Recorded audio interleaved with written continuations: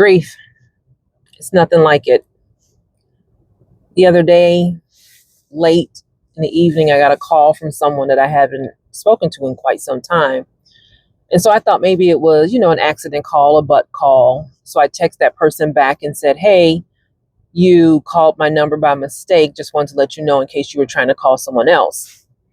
And they says, no, I was trying to call you. I said, oh, okay. So I immediately called them. And like I said, it must have been at least around 10 p.m. And then they called to inform me that a very good friend that I've known for over 20 something years was found in her apartment unresponsive and no longer alive. I was in a state of shock. I couldn't believe it. And I was completely devastated, of course. I guess she was on her way to meet someone for dinner and she didn't show up. So they knew if she didn't show up, something must have been wrong. So they went ahead to her home and had to wait for police to get inside. And that's when they found her. And that sudden death period is tough, right? But that unexpected sudden death is like, it almost takes the wind out of your lungs, so to speak. And this was a kind of person that, when I look back over her life, she was just so intentional about meeting with you and being with you. If she scheduled and said, hey, let's do lunch, she wasn't meaning let's do lunch 3-4 months from now. No, she was trying to get on the calendar next week to do lunch or hang out or anything like that. And she was just that kind of person, very intentional about showing up for people, not just in your good times, not just in your, your weddings and graduations and baby showers and things of that nature. No, she showed up for you in your everyday life, and the older we get, the more we see with all the things that's going on in the world, we know that nothing is promised to us. We know that, life is fleeting and short, and every day is a day of a blessing in God's grace and his mercy. And it makes me think about all the little things that we get upset about, with people about, all the things that we get upset with them about. And when you get a sudden death like that, you realize that none of that means anything.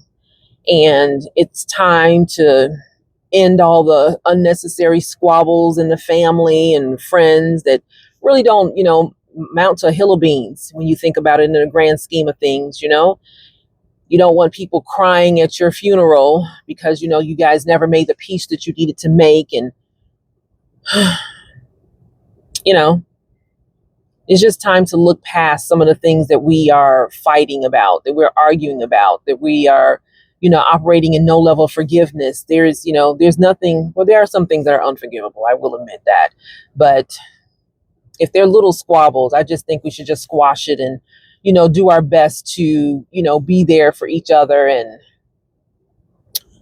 I don't know, that sudden death is just a maze, and everybody is like shocked and flabbergasted by it. And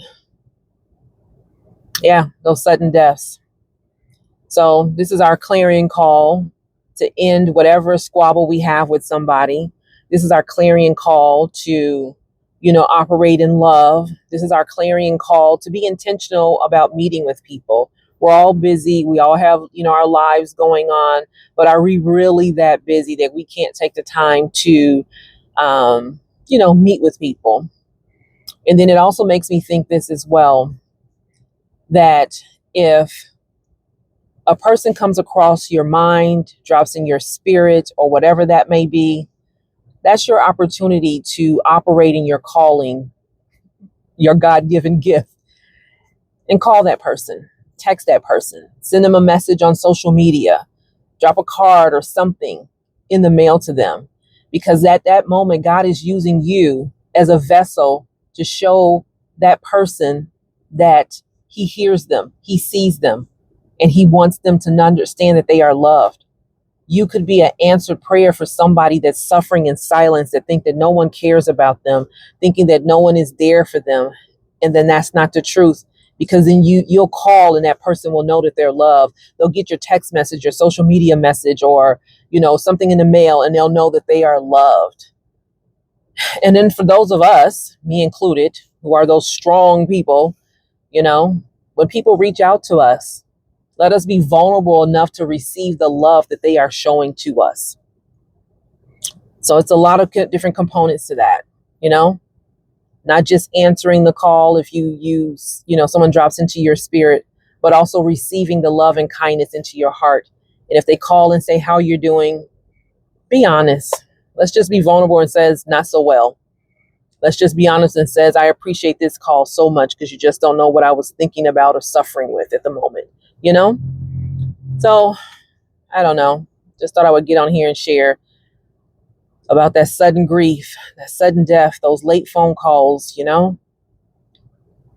I pray that if you experience any of that, that you are surrounded by a tribe of people that can hold you up and encourage you like we're all doing for each other at this very moment.